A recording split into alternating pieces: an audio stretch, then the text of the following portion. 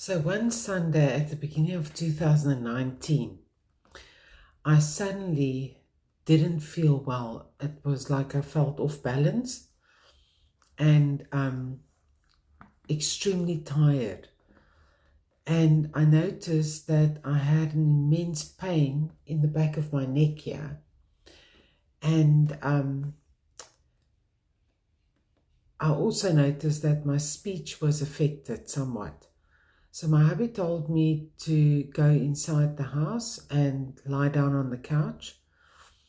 Um, as it turned out, the next day I had an appointment with my gynecologist, of all people.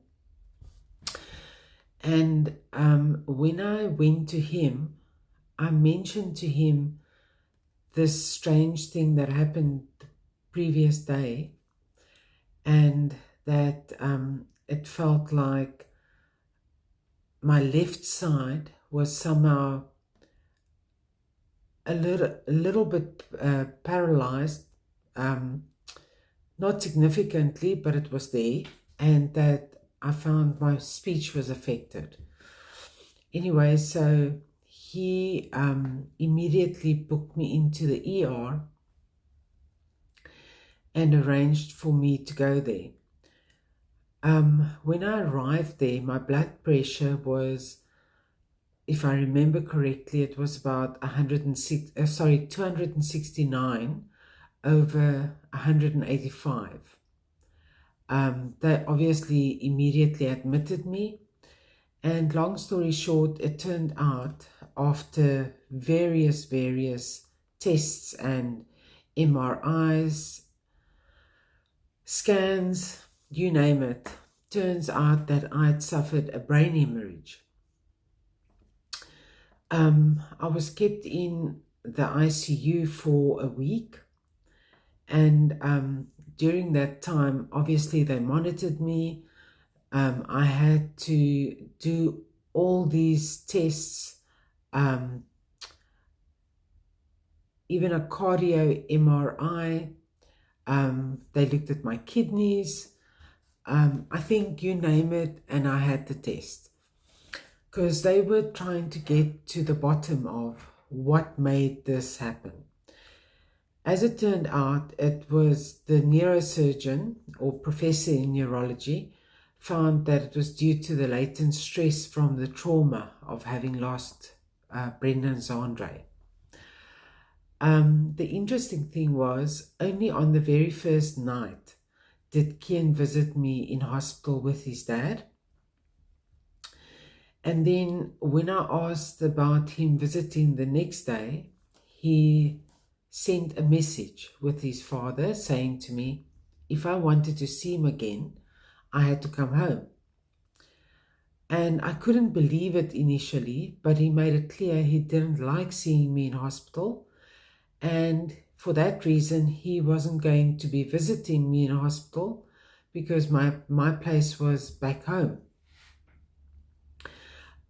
It actually turned into the best thing he could have done, because that motivated me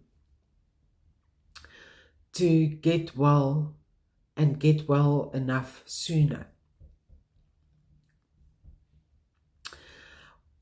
What was funny was that the head of the ICU was a French doctor, and every morning they would come on the ward rounds, and this guy never smiled, and he was always just so serious when he spoke to me.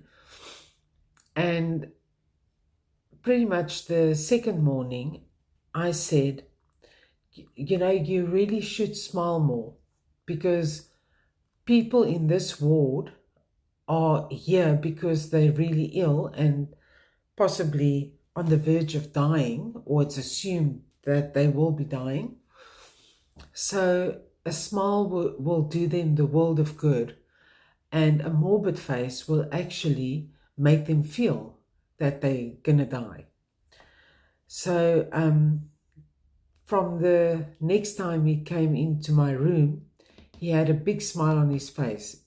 It was also not received very well when I made a joke about flatlining in ICU because I had this monitoring machine above me to the side. And the one morning, I looked up and the one line on this machine was like just a straight line. So I joked and said, "Oh my God, I'm flatlining." And he didn't appreciate that. He didn't think it was funny.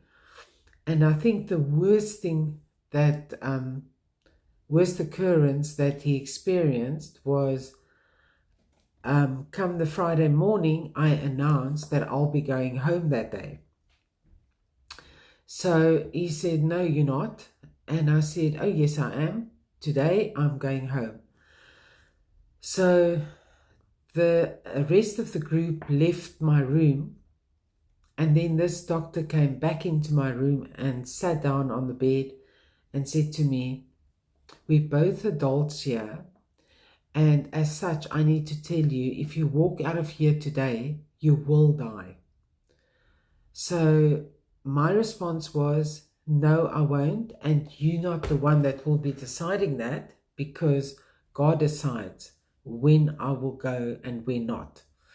And it's not my time yet, because I have a pact with my 2 boys in heaven, and that pact will only be over once Kian turns 19. So prior to that, they know better than to let me leave this earth." I think he must have thought I was completely out of my mind.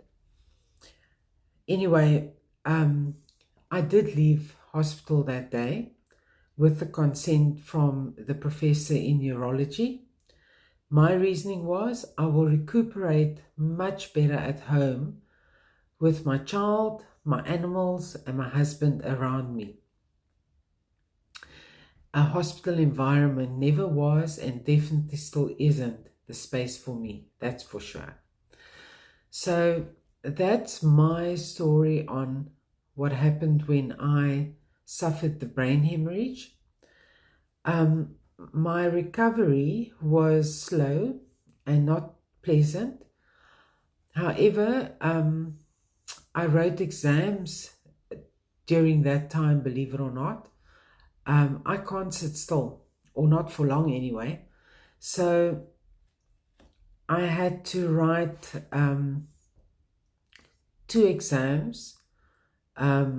One in the dementia care I did with the University of Tasmania, and the other one was one of my diplomas that I completed at the time.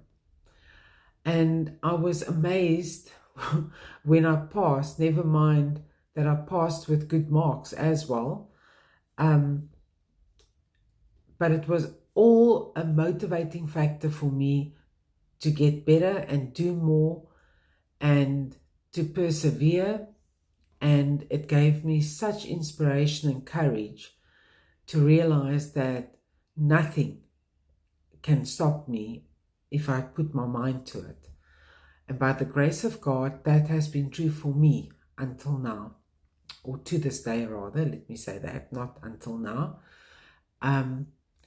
So don't let anything in life knock you down. The one thing we can certainly not control is our health, so take very good care of that, and do as much as you can, in as much as you can. But remember, whatever you put your mind to, you are able to achieve. So in that instance, just to give you a better idea, I focused my mind on the outcome. So I chose to focus on seeing myself healthy, radiant, happy, and walking with Kian, because in the beginning it was extremely hard for me to walk, and there was definitely a delay in my speech. Hopefully that's totally recovered now. I don't really know how I sound to you, but I hope that's the case, or I trust it is. I can't explain to you how wonderful it felt to me the first time I actually walked a distance with Kian while he cycled, and it just became better and better. And it's taken me 10 months now to recover to the point of where I am at now.